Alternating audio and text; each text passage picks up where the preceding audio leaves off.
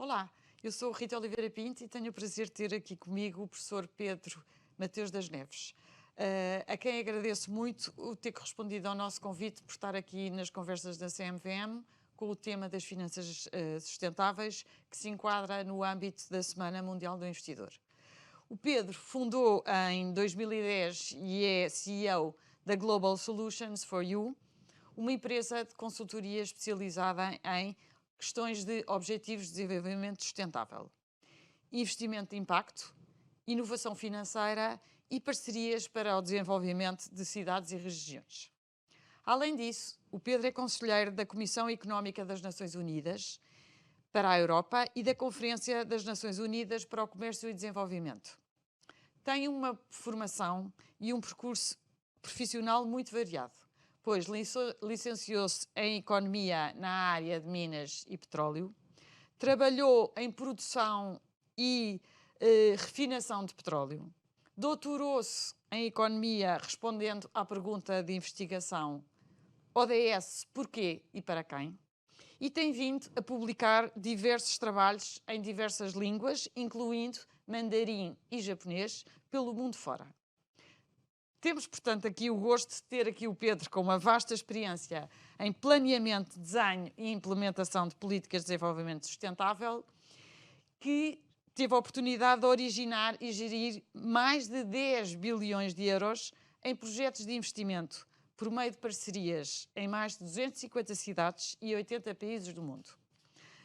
Portanto, beneficiando desta sua experiência, gostávamos aqui de perceber como é que todas estas realidades se aplicam na prática. A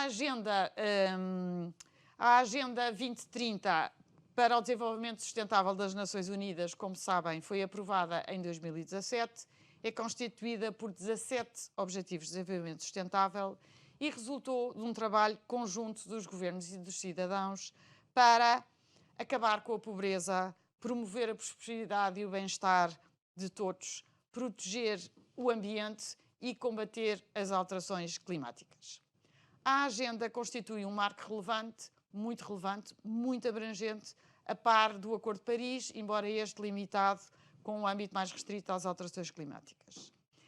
Nesse sentido, eu perguntava aqui ao Pedro como é que uma agenda pública convoca não só o setor público, destinatário normal, como todo o setor privado, os bancos, as empresas, os gestores de ativos, os reguladores e os cidadãos, para, em conjunto e trabalhando em parceria, conseguirem atingir aqui estes objetivos de desenvolvimento sustentável. Obrigado. Obrigado, Rita. É um prazer enorme estar aqui, sobretudo tendo em conta o papel catalisador, regulador que vocês têm no desenvolvimento do nosso país e dos nossos empresários na Europa e no mundo. Os objetivos de desenvolvimento sustentável, eu vou só fazer aqui uma ponta. A licenciatura em Engenharia, Ciências Exatas e depois o doutoramento em Economia, Ciências Sociais, na minha opinião, faz uma das pontes importantes que nós observamos nos Objetivos de Desenvolvimento Sustentável. Os Objetivos de Desenvolvimento Sustentável estão ancorados nos 3 pilares, na economia,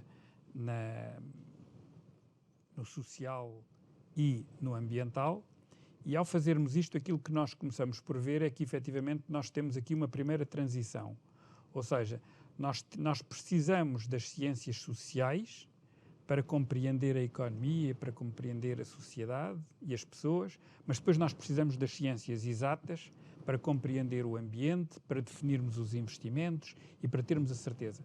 E depois nós vamos falar de novas regras do jogo, e por isso, e aqui vamos entrar claramente com o direito, com a forma como a sociedade está organizada. E aquilo que nós percebemos é que não conseguimos fazer este trabalho atuando em silos. Nós temos que quebrar os silos. E quebrar os silos, eu diria que é quase uma primeira grande mensagem que sai dos Objetivos de Desenvolvimento Sustentável.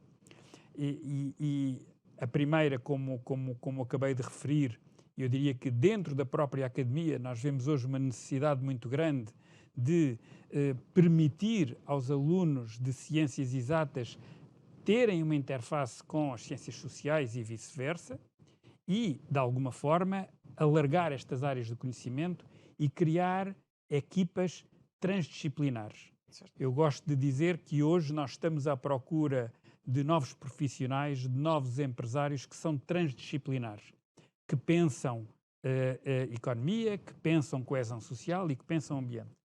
Aquilo que também é muito interessante é que, quando os Objetivos de Desenvolvimento foram lançados, houve basicamente a cimeira de Addis Abeba, que foi uma cimeira para o financiamento, e o grande desafio foi: vamos tratar das finanças para, quando falarmos de economia, não nos virem dizer que os objetivos são impossíveis de atingir porque existe um problema de financiamento. E o que é que isto significa? Isto significa que em 2015, quando houve a cimeira de Addis Abeba, houve uma preocupação de se falar de futuro e de se compreender quais são os mecanismos e as formas de financiarmos o desenvolvimento até 2030. Nessa altura,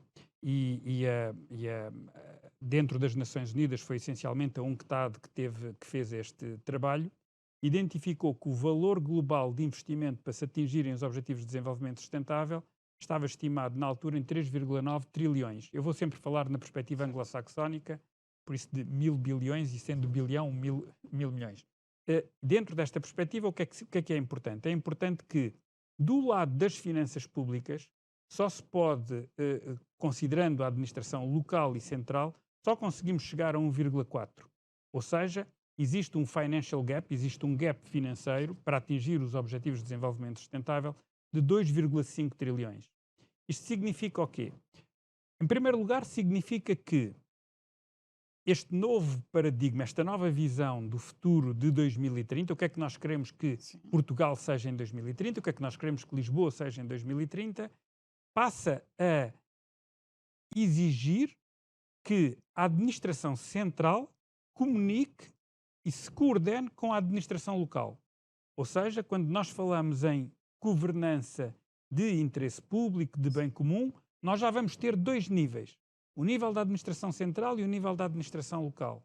Mas mesmo assim, nós não conseguimos ir fazer o levantamento dos fundos necessários para fazer a transformação que nos propomos. Este que nos propomos é muito interessante. Foram os 193 Estados-membros, enquanto as alterações climáticas e o Acordo de Paris não têm um acordo de unanimidade.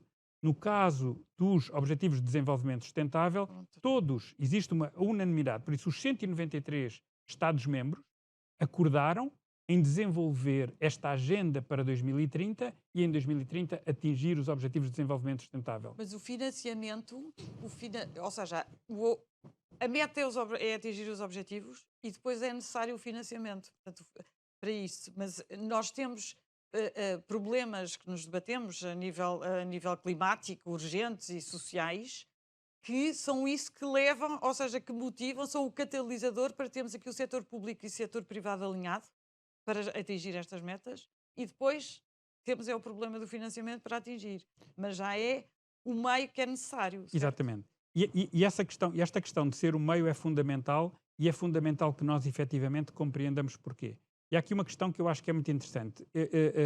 Eu acho que nós falamos de desenvolvimento sustentável, ou nós falamos das dimensões do desenvolvimento sustentável há mais de 200 anos. A prosperidade económica vem da economia moderna, vem do Adam Smith, vem da Revolução Industrial, que nós de alguma forma andamos à procura de modelos de prosperidade.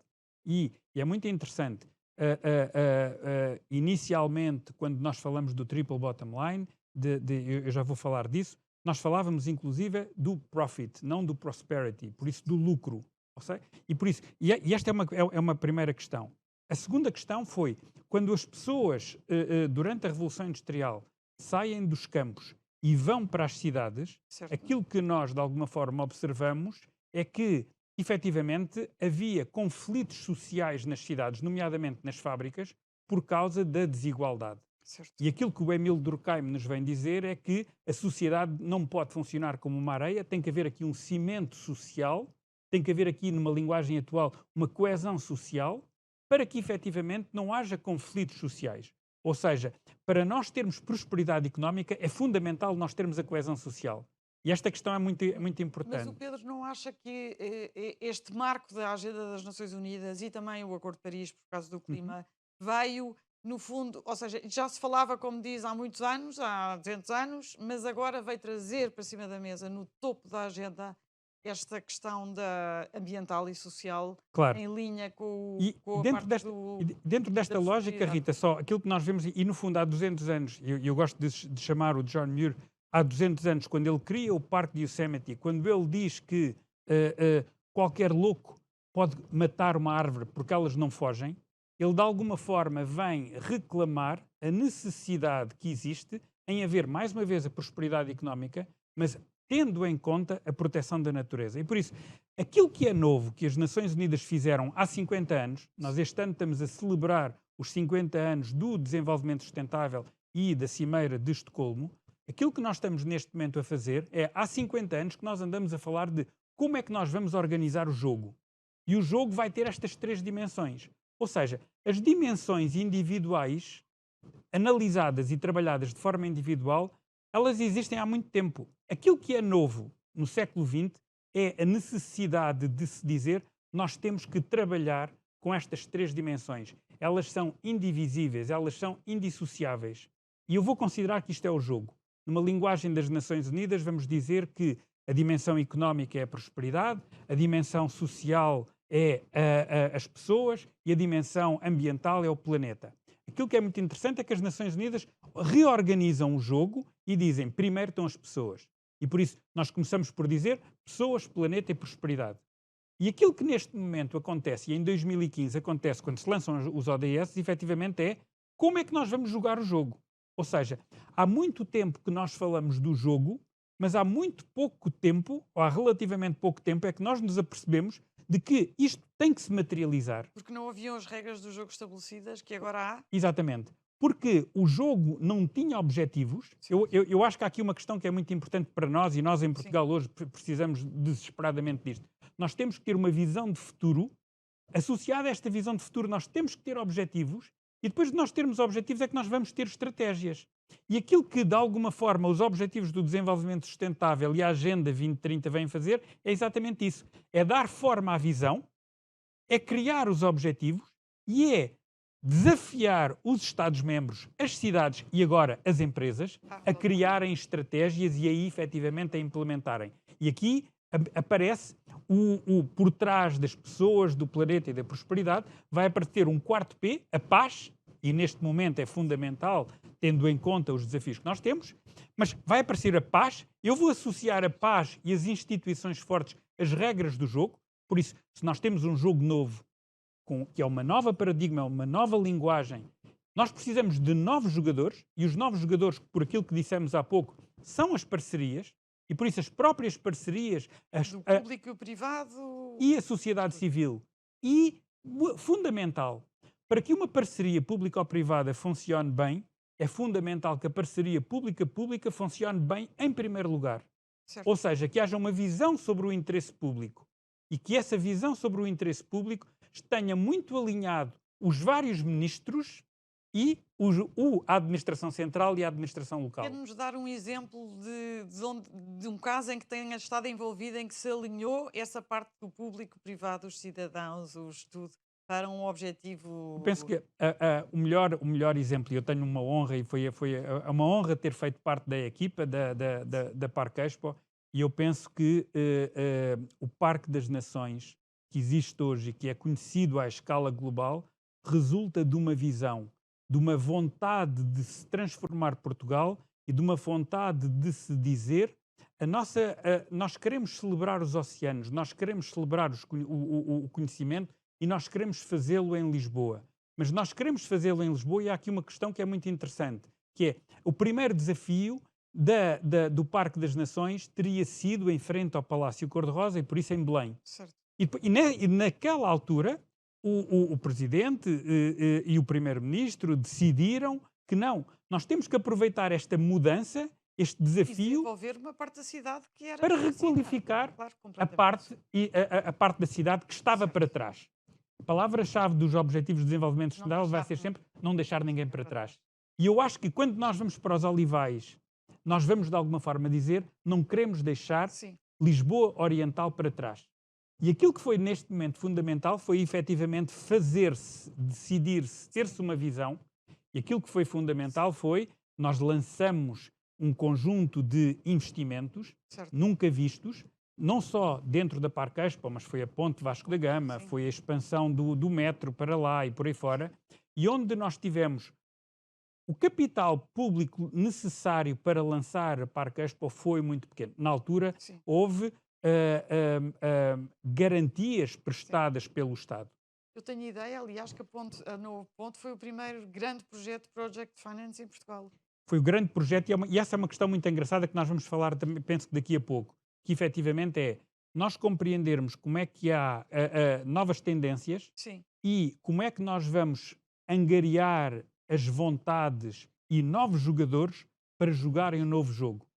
Na altura que foi feito a Ponte Vasco da Gama, foi feita uma estruturação onde foi necessário envolver, lá está, uma visão pública, um pragmatismo público muito importante na ótica de, em termos de mobilidade, nós temos que assegurar que este ativo vai cumprir esta função, precisamos de financiamento. mas depois precisamos de financiamento. E depois, quando precisamos de financiamento, houve a necessidade de se dizer nós vamos ter que dar um prémio Sim. a quem estiver disposto a participar nesta aventura. Sim. Na altura foi uma aventura connosco. E essa é uma questão que eu acho que é fundamental. É fundamental que nós compreendamos que nos momentos de mudança deve efetivamente haver um investimento e deve efetivamente haver o reconhecimento de que os investidores são todos relativamente diferentes e existem investidores que têm algum apetite para o risco, mas por isso estão à espera de ter um retorno completamente superior, e depois vai haver outros investidores Sim. que de alguma forma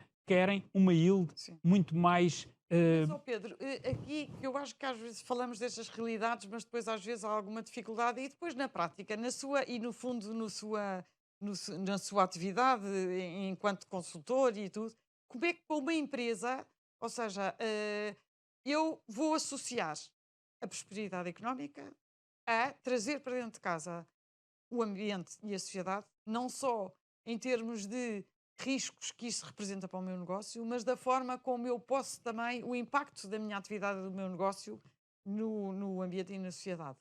Portanto, no fundo, ligar estes três pilares que mencionou, planeta, pessoas, prosperidade, na prática, ou seja, como é que isto acontece nas como é que empresas? isto acontece nas empresas? E eu acho que aquilo que é muito importante é, nas empresas, sobretudo nas empresas, quando nós estamos a fazer levantamento de capital, Sim, eu tenho estado envolvido em levantamento de capital, quer para Estados-membros, quer para cidades, quer para empresas, aquilo que é muito importante é nós demonstrarmos que temos uma visão de futuro e que esta visão está associada a uns objetivos e depois a um modelo económico e que esse modelo económico vai ter uma curva de proveitos que está devidamente estudada e suportada por uma curva de custos, e essa esses proveitos menos os custos vão dar um resultado, e esta previsão sim.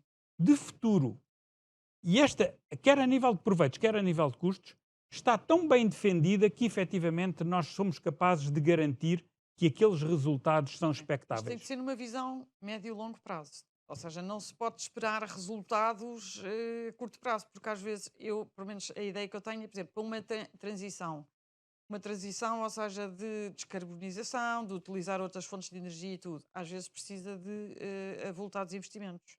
E, portanto, vai demorar um bocadinho depois a ver esses resultados. Não sei. Aquilo que é muito interessante é que sentido. nós basicamente estamos e essa é uma coisa muito interessante, quando nós estamos a falar dos Objetivos de Desenvolvimento Sustentável, nós estamos a falar no mínimo de 2030. Eu vou agora, mais uma vez, um mês para o Japão para falar de 2030 para 2050. A preocupação neste momento já há um conjunto de pessoas a pensar e 2050. Sim. Mas a perspectiva neste momento é de pensarmos em 2030. Ou seja, nós estamos essencialmente a falar de futuro. O que é que vai acontecer para o futuro? Sim. E quando nós falamos de futuro, nós estamos a fazer duas coisas.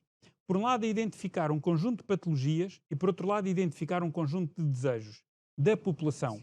E neste momento eu acho que esta é uma questão de base que é fundamental. E agora, descendo ao mundo real, há questões que são óbvias. Nós cada vez vamos consumir mais energia, nós cada vez vamos consumir mais água, nós cada vez vamos ter mais necessidade de saúde, cada vez nós vamos ter mais educação. E quando nós olhamos, e cada vez nós vamos querer comer melhor, não vou dizer mais, mas pelo menos melhor. E quando nós olhamos para isto, nós olhamos para os Objetivos de Desenvolvimento Sustentável e nós vemos. Quando nós falamos de alimentação é o objetivo número 2, quando falamos da saúde é o número 3, quando nós falamos da saúde, da educação é o número 4 e por aí fora. É completamente abrangente. Certo. E por isso, a tendência está aqui. Aquilo que neste momento nós de alguma forma estamos a dizer é e como é que nós efetivamente vamos trabalhar em soluções de energia e soluções de energia que sejam amigas do ambiente. E a grande questão, de alguma forma, é essa, por um lado, compreender as tendências, por outro lado, compreender o consumo, por outro lado, compreender as tarifas e, por outro lado, compreender que tipo de custos, que tipo de investimentos é que efetivamente têm que ser feitos. E esta parte é uma parte que agora que vai ser muito, muito interessante, que é, em cima deste modelo de negócio, onde nós vamos ter o primeiro bottom line, proveitos menos custos, nós vamos ter o primeiro bottom line, vai ser o bottom line económico-financeiro. Nós, de alguma forma, aquilo que neste momento estamos a dizer é que precisamos de trazer para o nosso modelo económico um segundo bottom line, um bottom line social. Que tipo de pessoas é que nós vamos ter associadas a este processo? E esta é a parte agora que começa a ser, neste momento, a ser fundamental. Nós temos a certeza de que a motivação dos colaboradores é grande, que estes colaboradores vão estar associados à empresa, vão estar alinhados com esta estratégia. E esta perspectiva é uma coisa muito engraçada. Em termos de cultura empresarial. Em termos de cultura empresarial, mas mais do que isso. Eu diria que nós estamos a ir muito além de cumprir as regras, de cumprir a lei. Nós queremos motivar pessoas, nós queremos ter pessoas interessantes, nós queremos ter uma cultura social dentro da empresa que motive as pessoas. Eu estava ontem com uma amiga a falar de como as empresas fazem workshops e ações de team building com equipas de surf adaptado. E isto é muito interessante. As pessoas sentem-se bem por ir ajudar pessoas que eventualmente não pensavam que iam conseguir fazer surf, a fazer surf. O prazer de fazer os outros sentir-se bem é fundamental. Conseguirmos trazer esta dimensão para um roadshow, quando nós dizemos eu tenho uma perspectiva, efetivamente, de crescer económica e financeiramente, mas eu tenho uma equipa social e eu vou ter uma relação com a comunidade onde eu posso demonstrar que a comunidade está comigo, vai dar resiliência ao projeto, vai dar uma resiliência social ao projeto. Mesma coisa acontece do ponto de vista ambiental. Se nós formos capazes de demonstrar que, para além do primeiro e do segundo bottom line, nós temos um terceiro bottom line, e esse terceiro bottom line acontece em sermos amigos do ambiente, e há aqui uma coisa que eu gosto muito de falar, que é, nós, quando falamos da descarbonização, nós estamos a falar da poluição essencialmente atmosférica. E quando nós falamos, e aqui vou ser um bocadinho engenheiro, nós temos sempre o estado sólido, líquido e gasoso. Dentro do estado gasoso nós estamos a falar das emissões, mas também é importante que nós compreendamos o que é que estamos a fazer dentro do ciclo da água. E também é importante que nós tenhamos consciência do que estamos a fazer dentro dos resíduos sólidos. E da biodiversidade que é agora. E da biodiversidade. E como é que o ambiente em que nós vamos fazer a transformação vai efetivamente conviver. Vamos reduzir a nossa pegada. E agora repare, e agora ponha-se no papel do investidor. Se eu lhe contar, se houver uma narrativa, se houver um plano de negócios onde nós dizemos, nós sabemos ganhar dinheiro, mas se houver outro plano de negócios que lhe diga, nós para além de ganhar dinheiro, eu tenho esta equipa fantástica, eu tenho esta relação com a comunidade e eu consigo neste momento dizer que eu vou reduzir a pegada, em que projeto é que vai querer investir? E esta é uma parte muito engraçada. Eu estava a... O Pedro fala sempre na questão do projeto de investimento. Portanto, ou seja, mas a minha questão é, além de as empresas, no fundo, terem de integrar estes aspectos ambientais e sociais, nomeadamente se querem ter projetos investíveis, como o Pedro refere, há outra perspectiva, a meu ver, que é não só na parte do investimento, como o facto de nós, por exemplo, temos cerca de 98%, ou seja, são pequenas PMEs e tudo no tecido empresarial português. E mesmo essas empresas que não só no seu relacionamento com os bancos querem ter algum relacionamento em termos de financiamento, como pelo facto, eu acho que isto parece uma questão que é muito importante, pelo facto de estarem na cadeia de fornecimento, portanto no value chain de entidades grandes, que essas sim não só querem captar avultados investimentos, como têm muitas obrigações que incidem em termos de transparência e tudo, e têm de saber. Portanto, vai ser cada vez mais pedido também a essas, não só em termos na perspectiva de financiamento, mas na perspectiva também de depois integrar estas cadeias de fornecimento. Os seus bons comportamentos. Exatamente, Rita. A questão é, a primeira perspectiva, digamos, que é muito esta, a de empresas que querem crescer através de capital próprio, de equity novo, de alguma forma perceberem que existe esta tendência. Eu vou só aqui tocar num ponto que eu acho que é muito importante.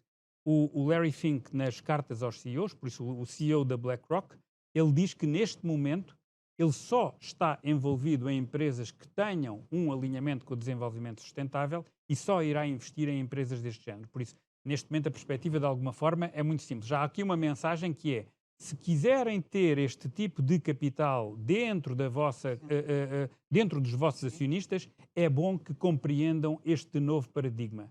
E a perspectiva, de alguma forma, é, obviamente, nem todas as empresas, as PMEs, não vão fazer pitch para envolver o BlackRock, mas, de alguma forma, elas próprias, em conjunto, mais cedo ou mais tarde, vão estar não relacionadas. Não podem deixar de integrar e considerar estes fatores. Isto acontece com a BlackRock, investidores, isto acontece com os financiadores, com os bancos, nomeadamente com os bancos de desenvolvimento. Certo. Para todos os bancos de desenvolvimento, estar alinhado com os objetivos de desenvolvimento já é uma questão de partida.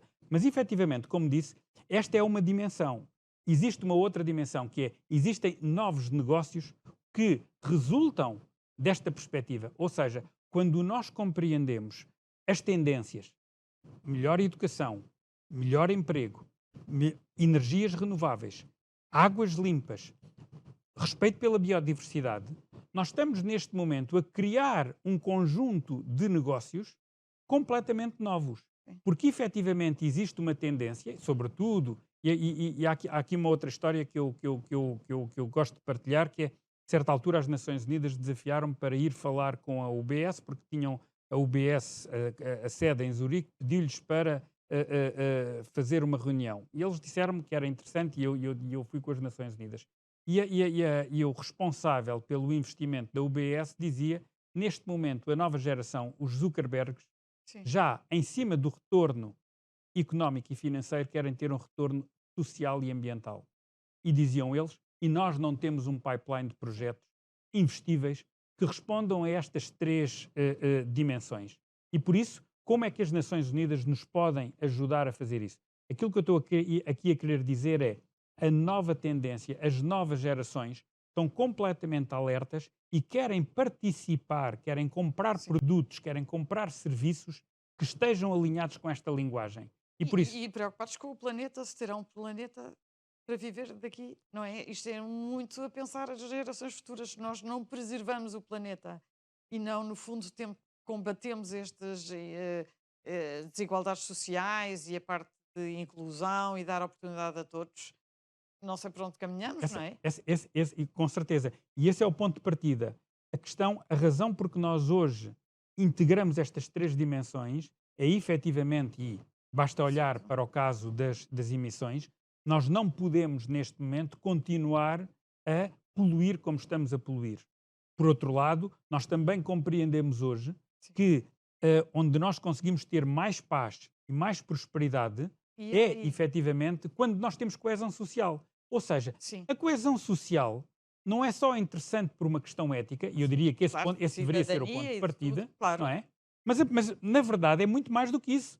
A coesão social é fundamental para a prosperidade económica. E por isso, aquilo que é muito interessante hoje é que nós não... pilar. Exatamente. Nós não estamos a fazer bem e a promover a coesão social e a promover a paz porque é interessante. Não. É porque se nós queremos efetivamente prosperar, ganhar mais, Tem de ser. nós temos E eu que... aí, por acaso de falar, além das pessoas do planeta da prosperidade, agora um quarto e um quinto que se falam de paz e de parceria. Relativamente, eu aí pergunto, até que ponto esta guerra da Rússia e Ucrânia acredita que ela irá forçar uma aceleração em investimento em fontes de energia, ou seja, renováveis, face à redução do uso do petróleo e do gás da Rússia, por um lado, e depois, na parte de reconstrução e na parte social, se isto também não irá acelerar, de certa forma que nós vimos acontecer quando foi da crise do Covid, uma emissão de obrigações sociais que teve uma procura enorme para dar resposta a problemas imediatos que vamos ser confrontados. E, portanto, mais este aspecto de paz e de parcerias. E de parcerias, no outro dia tinha-me referido um exemplo que me parece muito engraçado da questão das energia solar, uma parceria para a energia solar em Barcelona. Não sei se quer partilhar Claro. connosco. Eu acho que é muito interessante, Rita, porque efetivamente aquilo que hoje nós estamos a ter é, hoje nós estamos todos a sofrer, por várias razões. Por um lado, porque temos menos acesso ao gás, faz aumentar o custo da energia, aumenta a inflação, mas eu diria que sobretudo porque vemos aquilo que está a acontecer com uma população que, de alguma forma, está hoje a viver muito pior. Do ponto de vista de energia, eu acho que aquilo que nós hoje estamos a ter é exatamente da mesma forma que o Covid insistiu para que cientistas se juntassem e encontrassem uma solução através da vacina, hoje o mesmo está a acontecer em termos de energias alternativas. E essa é uma questão muito interessante. Isto do ponto de vista tecnológico. Aquilo que dizia há pouco é, neste momento há um exemplo, aí eu diria já não de inovação tecnológica, mas de inovação institucional. E a parte da parceria, que é Exatamente. muito Que engraçado. foi efetivamente aquilo que aconteceu em Barcelona, ou que está neste momento a ser implementado em Barcelona, que foi a vontade, lá está, mais uma vez, a visão e a tendência que a cidade de Barcelona compreendeu em descarbonizar, a necessidade de descarbonizar e de criar uma solução em parceria, Sim. onde o promotor é a cidade de Barcelona, mas aquilo que o promotor vai fazer vai chamar os residentes a entrarem com metros quadrados onde se podem colocar painéis solares, os tecnólogos entram com a tecnologia e os fundos de investimento entram para financiar o projeto. Mais uma vez, exatamente como falamos há pouco na Ponte Vasco da Gama, há um capital inicial, há um capital semente que é público. Sim. Para fazer o arranque do projeto, para lançarmos o piloto, para passarmos a curva do pré-desenvolvimento. Este custo de pré-desenvolvimento é fundamental e o papel público aqui é fundamental, nomeadamente em termos de capital. A partir do momento que ele arranca, a partir do momento que o projeto, lá está, chegamos e conseguimos acreditar, no final estamos sempre a falar de confiança, criamos uma curva de confiança positiva.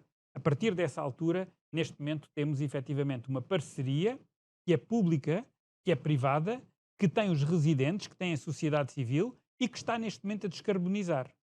E eu penso que este é o tipo, efetivamente, de exemplos que nós podemos e devemos seguir. Pedro, e pergunto-lhe, qual é, em seu entendimento, o papel aqui da inovação,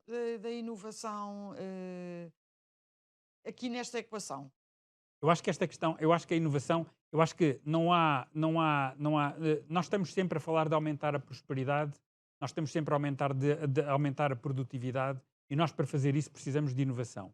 E de inovação nós vamos sempre, eu gosto sempre de considerar que nós vamos ter a tal inovação tecnológica de que nós falamos muito e inovação institucional. E quem pode puxar por essa inovação? E essa parte é uma parte que eu acho que é muito interessante.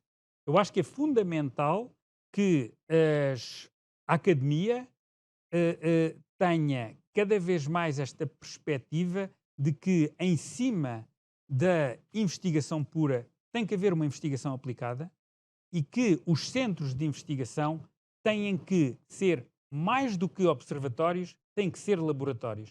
Têm que testar, têm que fazer pilotos e têm que ser proativos. Uma das coisas que eu gosto muito no Extremo Oriente, seja no Japão, seja na China, é os centros de investigação, os laboratórios, são incubadoras de negócios. Sim. e são incubadoras de negócios onde os negócios são testados.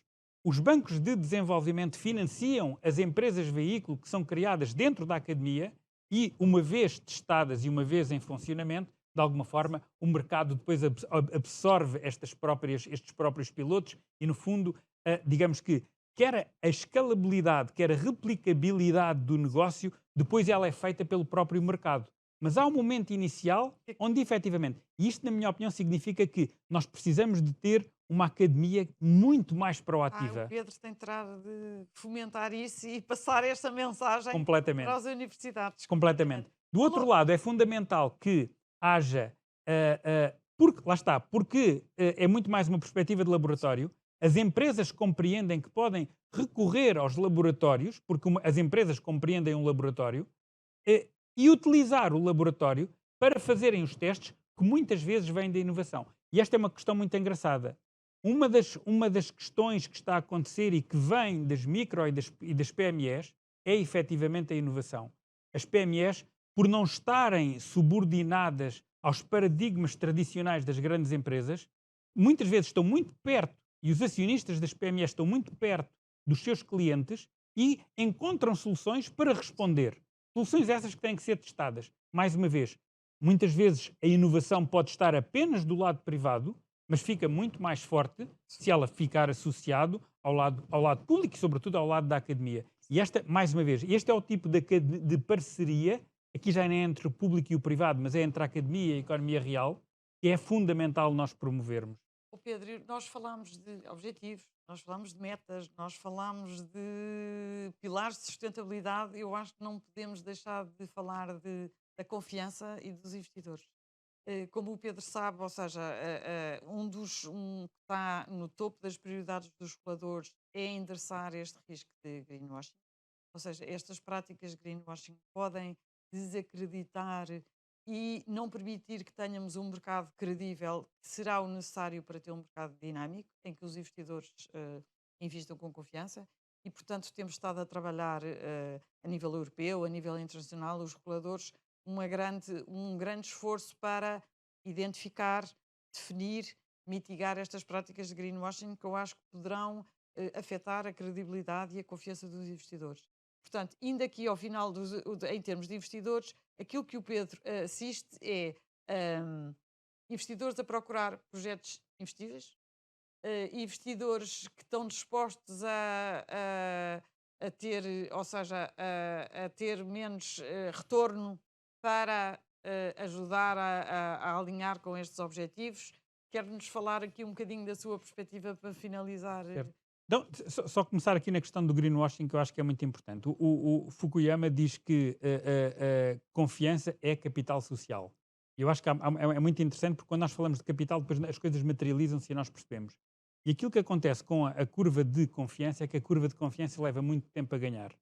E o pior que pode acontecer à confiança é de repente nós perdemos. Ou seja, há algo que nós construímos durante muito tempo, de repente nós perdemos. Podemos estar a tentar construir, não é? Exatamente. Agora, a perspectiva e dentro do papel dos reguladores, e eu penso que dentro do papel dos empresários e dentro do papel dos investidores, é nós, e dentro do papel da Academia e das Nações Unidas. E temos também o legislador europeu também acelerou aqui, ou seja, com um pacote de legislação com vista a combater também o greenwashing, portanto estamos todos... E dentro dessa perspectiva a lógica é, como é que nós vamos criar, e esta é outra dimensão dos Objetivos de Desenvolvimento Sustentável que é muito importante, que é, existem objetivos, existem metas e existem indicadores. Ou seja, nós não estamos a falar de uma nuvem, nós estamos a falar de um caminho de Lisboa para o Porto, onde nós sabemos que quando chegamos a Leiria, o que é que nós temos que verificar para saber se podemos chegar até Coimbra. Não é? Existem metas intercalares e existem indicadores que nos dizem onde é que nós estamos. E esta questão é fundamental trazer para dentro do greenwashing, porque efetivamente é dos maiores problemas que pode haver dentro de uma cultura de desenvolvimento sustentável. A outra questão que eu acho que é fundamental dentro dos investidores é a necessidade que nós temos de materializar os projetos. Sim. Ou seja, é a necessidade de nós, efetivamente, compreendermos e traduzirmos esta visão e estes objetivos em negócios palpáveis. Como é que isto pode aumentar os meus proveitos? E há pouco dizia uma questão que eu acho que aqui é fundamental. Nós estamos a falar nós estamos a falar de médio e de longo prazo, mas nós também estamos a falar de curto prazo. O valor que uma empresa passa a ter porque adota de forma real, respira de forma real uma cultura assente no desenvolvimento sustentável é determinante e pode ser e pode ter um impacto quase imediato. Aquilo que nós, de alguma forma, temos é que demonstrar que efetivamente nós estamos a respirar. Eu gosto muito de dizer e de fazer isto. Nós estamos a respirar os ODS, nós estamos a respirar o desenvolvimento sustentável e isso é algo que se sente. É fundamental que a administração respire os ODS, é fundamental que as oficinas respirem os ODS. E isso sente-se. Isso, quando nós entramos nas empresas, nós percebemos rapidamente até que ponto é que é algo que está publicado. Eu costumo dizer, os relatórios de sustentabilidade falam do passado, são retrovisores. Os planos de sustentabilidade apontam para o futuro. Onde é que nós queremos que a empresa esteja em 2030? Na minha opinião, se calhar é mais importante do que aquilo que nós já fizemos. Aquilo que fizemos é importante, mas é um ponto de partida para nos comprometermos com aquilo que vamos ter em 2030. Agradeço muito esta conversa, acho que ficávamos aqui muito mais horas, mas infelizmente o tempo está a acabar. Acabamos aqui com a frase respirar objetivos de desenvolvimento sustentável. Aos nossos ouvintes, deixo o convite para visitarem o site smiportugal.pt e a consultarem no site da CMVM a brochura Finanças Sustentáveis, onde poderão encontrar resposta a múltiplas questões. Mais uma vez, Pedro, foi um gosto tê-lo aqui. Espero que voltemos a repetir esta conversa noutra oportunidade. Para que 2030 seja aquilo que efetivamente desejamos. Muito bem, muito bem. Muito obrigada.